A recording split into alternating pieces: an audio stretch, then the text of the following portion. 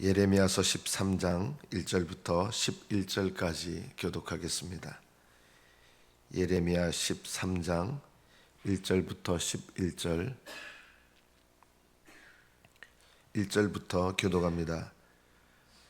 여호와께서 이와 같이 내게 이르시되 너는 가서 뱃띠를 사서 내 허리에 띠고 물에 적시지 말라 하시기로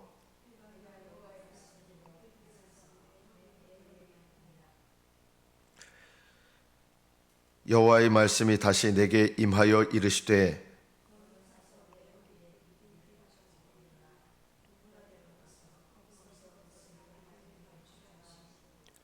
내가 여호와께서 내게 명령하신 대로 가서 그것을 유브라데 물가에 감추니라.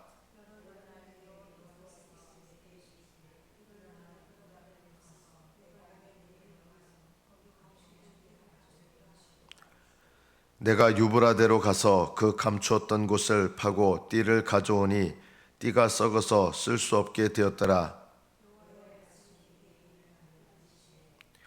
여호와께서 이와 같이 말씀하시니라. 내가 유다의 교만과 예루살렘의 큰 교만을 이같이 썩게 하리라.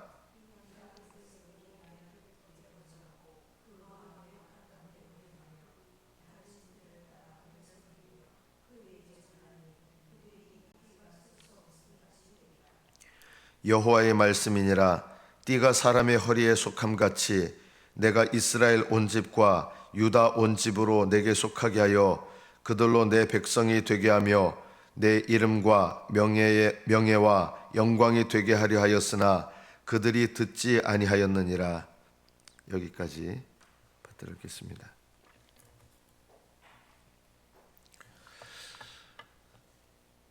하나님께서는 우리에게 눈에 보이는 것들을 통해서 영적인 사실을 알려주실 때가 많습니다. 여러분, 우리 성찬식도 예수님의 피와 예수님의 살을 먹는 것이잖아요. 근데 왜 굳이 그냥 그 믿음으로 받아들이고 하면 되지 왜 굳이 성찬식을 모일 때마다 성찬식을 하라 그랬을까요?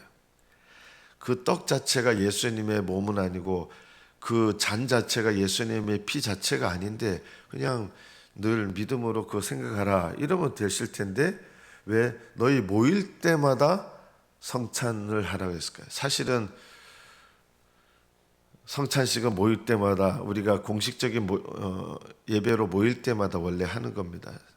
우리가 잘 순종하고 있지 않지만 그런 면에서는 캐톨릭은 더 잘하고 있는 것 같아요. 캐톨릭은 꼭 모일 때마다 성찬을 먹거든요. 물론 온전히 하는 건 아니에요. 잔은 안 주니까. 자, 그럼 왜 이런 눈에 보이는 것들을 하게 하셨을까요?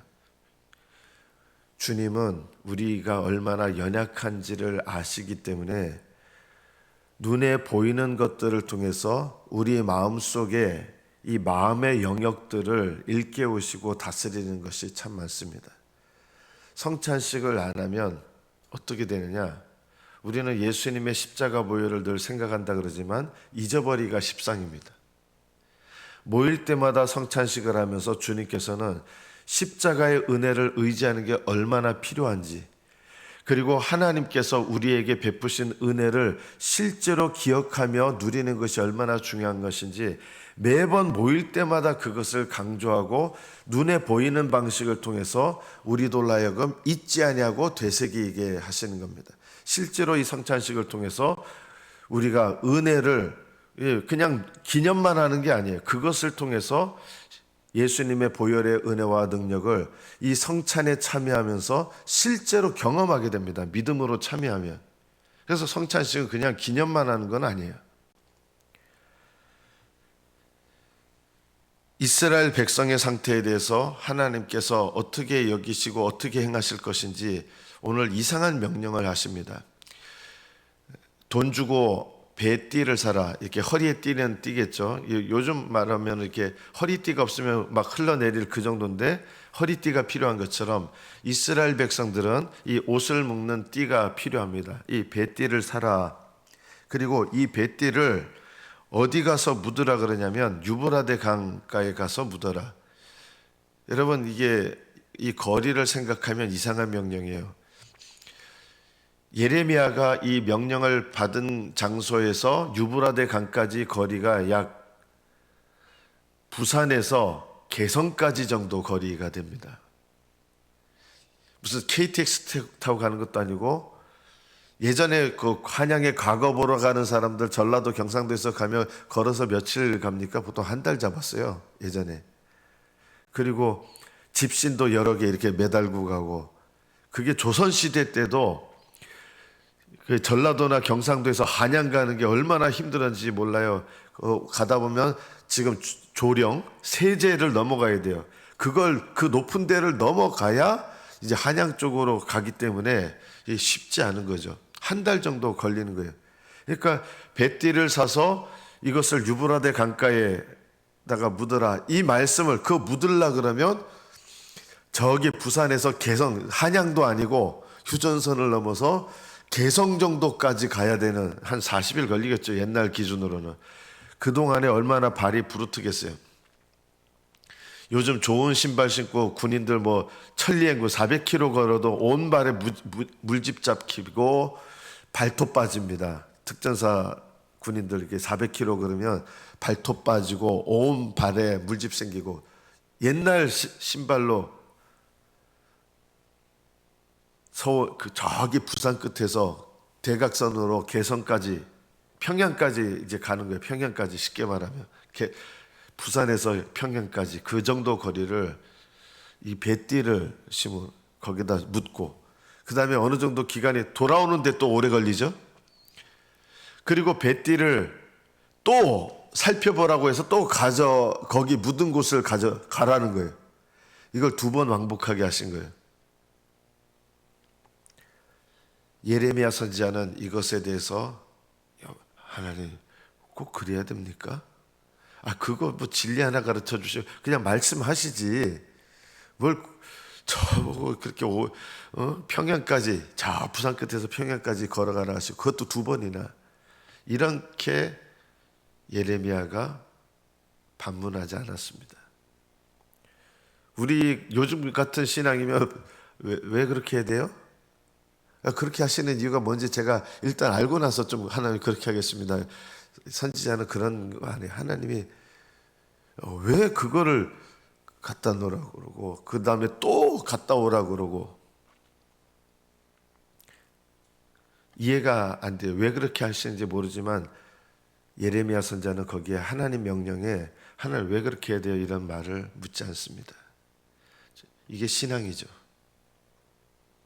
하나님께서는요, 우리 신앙생활 속에 내가 이해가 다 돼서 신앙생활하는 거 아니에요. 하나님은 우리에게 이해가 되지 않는 상황도 허락하시고요, 이해가 되지 않는 상황 속에서 하나님께 순종하는 것도 가르치십니다. 우리가 예레미야의 이 신앙의 모습을 통해서 도대체 하나님 왜 이렇게 하시는지, 어떻게 보면 인력 낭비, 시간 낭비잖아요. 갔다 오는 데만 해도 거의 2달 걸릴 텐데 그걸 2번이나 하고. 그러나 예레미야는 하나님께 순종합니다.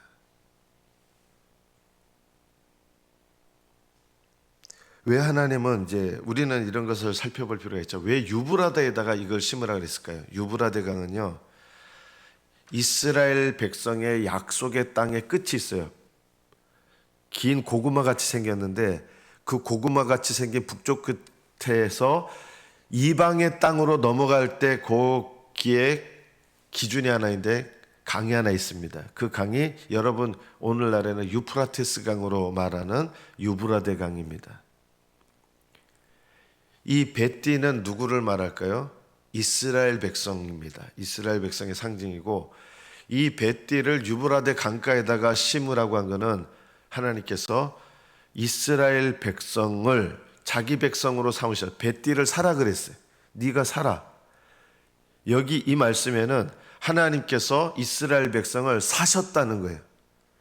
애굽의 종로로 다던 이스라엘 백성을 하나님이 자기 백성으로 사셨어요. 여러분도 사셨습니다. 예수님이요. 예수님 피값 주고 예수님께서 여러분을 죄악 가운데 있던 우리들을 사셨습니다. 그래서 뱃띠를 사서 네 허리에 띠라 그랬어요. 그냥 곧바로 거기다 하는 게 아니라 네 허리에 띠라. 하나님께서 이 명하신 거는 자기 소유로 만들어서 하나님께 속하게 하셨다는 뜻입니다. 이 허리는 뭐냐면 허리에 띠를 둘렀다는 것은 허리에 속했다는 것을 상징하는 거예요. 아브라함의 후손들은 아브라함의 허리에 속한 자들입니다. 그래서 허리에 띠를 띈다는 것은 이스라엘 백성을 하나님께서 사셔서 자기 백성 삼으시고 하나님께 속한 백성이 되게 하셨다는 뜻입니다. 이것이 허리에 띠를 띈다는 뜻이에요. 물에 적시지 마라. 배띠는 식물성이기 때문에 물에 적시면 이게 썩겠죠. 요즘처럼 뭐 가죽도 아니고 물에 적시면 썩어요. 이게 뭘까요? 하나님께서 자기 백성 삼으신 이스라엘 백성이 영적으로 썩지 않도록 세상과 구별하라는 거예요. 물에 적시지 말라는 것은 이 물은 세상적으로 살지 마라. 우리에게도 예수 그리스도의 십자가 보혈의 값으로 우리를 사셨죠. 하나님 자녀 되게 하셨죠. 그리고 자녀 되게 하신 자들에게 세상을 따라 살지 마라 명령하시는 거예요.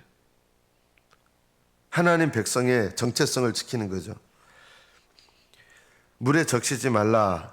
그래서 말씀대로 띠를 사서 허리에 띠를 띠게 됩니다. 그리고 너는 사서 4절 내 허리에 띈 띠를 가지고 일어나 유브라데로 가서 거기서 그것을 바위 틈에 감추라. 유브라데 물가에 감췄습니다. 이 유브라데 물가에 감추니까 이 물이 찼다가 줄어들었다 찼다 줄어들었다 반복했겠죠. 그동안에 이 감추어졌던 이 띠가 어떻게 됐겠습니까? 썩어버렸겠죠. 여러 날 후에 여호와께서 자신에게 예레미야에게 말씀하시는데 일어나 유브라데로 가서 감추게 한 띠를 가져오라 하니까 감추었던 곳을 이제 파고 띠를 가져오는데 띠가 썩어서 쓸모없게 된 거예요. 이게 이스라엘 백성의 현실의 모습인 거죠. 다른 죄들도 있지만 딴 것보다 이 돌이킬 수 없는 우상 숭배의 죄. 하나님께서 계속 경고하실 때까지는 그래도 회복의 가능성이 있고 완전히 쓸모없는 띠가 된 것은 아닌 거예요. 그런데 계속 이 우상 숭배에 대해서 하나님께서 회개하라 돌이키라 강조하셨는데 끝까지 듣지 않습니다. 그래서 이스라엘 백성이 띠가 썩어서 쓸 수 없게 되었더라. 다른 말로 말하면 회복할 수 없을 정도의 죄를 계속 짓는 거예요. 회복할 수 없는 죄가 뭘까요? 아무리 큰 죄도 회복이 안 되는 죄는 없어요. 그런데 회복할 수 없는 죄가 있어요. 그게 뭘까요? 회개하지 않는 죄는요, 회복이 안 돼요. 회개하지 않는 죄. 아무리 큰 죄도 하나님은 회복시키고 그 죄를 용서하시지만 용서하실 수 없는 죄가 있어요. 회개하지 않는 죄. 이스라엘 백성은 회개하는 마음이 들지 않은 거예요. 더 이상 무뎌져 버린 거예요. 하나님께서 계속 경고를 하시는데도 그 경고를 계속 듣지 않으니까 나중에는 아예 들으려고도 하지 않는 그런 마음의 상태가 되었습니다. 이스라엘 백성을 이렇게 띠를 사서 내 허리에 속하게 한 것은 하나님께서 목적이 있는 거예요. 내 백성이 되기 위해서 나를 위하고 내 영광을 위하여 살고 내 이름을 위해서 살고 내 명예를 위해서 살고 그들에게 나를 예배하는 예배자들이 되게 하신 거예요. 이것이 하나님께서 이스라엘 백성을 구원하신 목적이죠. 제가 이 조그마한 책을 하나 가져왔어요. 이게 돌아오는 수요일부터 이제 웨스트민스터 신앙고백도 하는데 교리예요. 우리 교단 교리인데요. 이 교단 교리를 이렇게 가르치는 경우는 별로 없는 것 같아요. 저는 여러분들이 교리를 다 이거를 100% 알아도 바른 신앙이 되지 않을 수 있습니다. 왜냐하면 여러분은 이 교리 배우면 교리를 믿을 거예요. 그럼 이게 필요 없느냐? 필요해요. 그러나 이게 필요하지만 더 중요한 게 있어요. 내가 무엇을 믿느냐도 중요해요. 신앙생활에 무엇을 믿느냐. 그러나 그것도 중요하지만 더 중요한 신앙의 영역이 뭘까요? 어떻게 믿느냐죠. 어떻게 믿느냐. 여기에 보면 예를 들어서 창조의 하나님을 믿는다. 저는 창조론을 믿습니다. 이게 무엇을 믿느냐죠. 그런데요, 여러분, 마귀도 창조론 믿어요. 불신자들보다 마귀가 창조론을 더 믿습니다. 하나님이 창조하신 거 마귀 당연히 알아요. 7일 동안 하나님이 창조하셨던 거 마귀 잘 알아요. 생명이 하나님께로부터 나왔다는 거 마귀가 잘 알아요. 이런 창조론, 창조교리는 마귀도 잘 알아요. 그런데 마귀가 못하는 영역이 있어요. 뭘까요? 창조의 교리를 아는 것, 창조론을 믿는 것도, 성경이 말씀하는 창조를 믿는 것도 중요하지만 그 창조를 어떻게 믿느냐는 더 중요한 거예요. 예를 들어 이런 것이죠. 하나님께서 천지를 창조하셨다. 믿는 것 필요합니다. 저는 이렇게 불필요하다고 전혀 여기지 않습니다. 무엇을 믿는가 신앙에 필요하죠. 그러나 창조를 어떻게 믿느냐, 이 영역으로 들어가면 이렇게 되는 거예요. 하나님이 창조주시다. 그리고 하나님은 나를 거듭나게 하셨다. 이것을 믿는다면 나는 하나님의 피조물이다. 그럼 어떻게 믿어야 됩니까? 내 인생의 주권은 하나님께 있으시다. 그래서 내 인생의 주권을 가지신 창조주 하나님께 내가 순종하여 사는 것이 마땅하다. 그래서 하나님께 내 삶을 드려 순종합니다. 이것이 어떻게 믿는가의 영역입니다.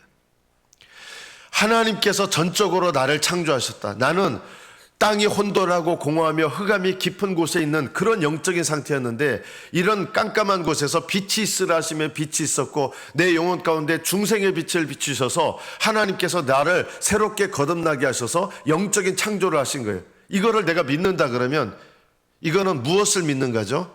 하나님께서 나를 거듭나게 하셨고 나를 창조하셨다. 그래서 내 인생을 향하신 하나님의 주권을 믿으면 그 주권 앞에 내가 하나님 앞에 겸손하게 낮아지는 것, 이것이 창조를 어떻게 믿느냐와 연관된 신앙입니다. 마귀는 창조론은 잘 믿는데 겸손해지지 않습니다. 마귀는 창조론은 믿는데 창조의 하나님을 사랑으로 섬기는 것은 없습니다. 예수 그리스도를 믿는 사람들은 창조의 하나님을 믿으면서 그 창조의 하나님 앞에 내 인생의 주권을 하나님께 올려드리고 겸손히 하나님을 섬기는 법을 배우게 됩니다.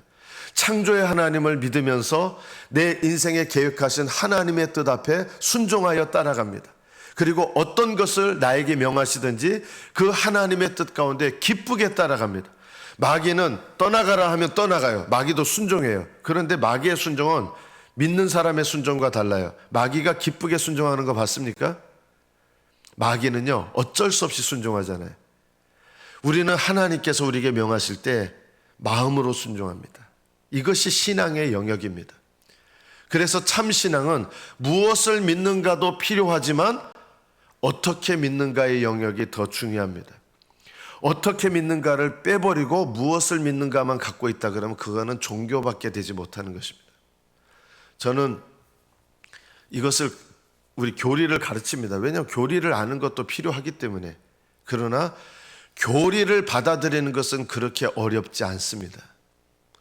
예를 들면 성화론을 받아들이는 것은 어렵지 않아요. 그죠?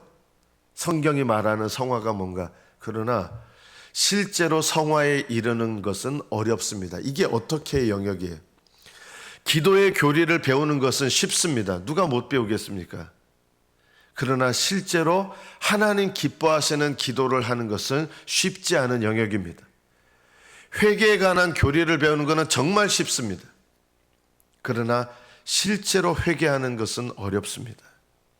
이것이 어떻게 믿는가와 연관된 것입니다.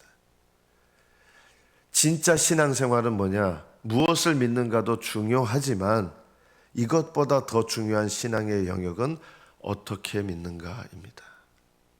내가 하나님을 어떻게 믿는가? 이스라엘 백성은 제사 열심히 드렸습니다. 여전히요. 그런데 어떻게 제사 드리는가? 여전히 제사는 드리는데 하나님께서 말씀하시는 게 이거예요. 내가 유다의 교만과 예루살렘의 큰 교만을 이같이 썩게 하리라. 이스라엘 백성은요, 이방인은 죄인이고 우리는 거룩한 백성이고, 이방인은 율법이 없는 죄인이고 우리는 율법이 있는 백성이다면서 이방인들보다 우리가 낫다. 하나님께서 보시기에는 우상 숭배하면서 하나님을 경외하지 않는 불신앙 가운데 있는데 이스라엘 사람들은 여전히 이방인들보다 우리가 훨씬 뛰어난 백성이고 우리는 거룩한 백성이다, 이렇게 생각하는 자부심이 있었던 거예요. 이것은 대단한 교만이었습니다. 이스라엘 백성과 우리가 똑같을 수 있습니다. 여러분, 예수님을 믿는 신자가 됐다고 해서 예수님을 믿지 않는 불신자보다 더 의롭습니까? 물론 의롭게 살아야 되지만 우리는 그렇게 생각하면 안 됩니다. 다른 사람의 죄를 비판하는 것은 정말 쉬운 일입니다. 이거는 안 가르쳐줘도 얼마든지 합니다. 이거는 신앙이 없어도 하는 게, 남들의 죄를 비판하고 판단하고 비난하고, 이거는 정말 쉬운 일이에요. 그러나 내 죄를 깨닫는 게 제일 어려운 일이고요. 내 죄를 회개하는 일이 어려운 거고요. 내 죄를 깨닫고 주님 앞에 낮아지는 게 정말 어려운 일이다. 오히려 이것이 신앙의 영역입니다. 이스라엘 백성들의 교만이 뭡니까?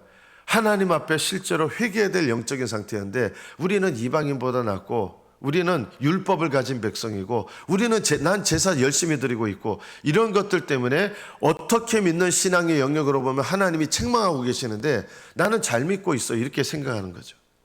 이것이 교만이었습니다. 하나님께서는 너희들 잘못 믿고 있단다 하시는데, 우리 잘 믿고 있어요, 이렇게 하는 거예요.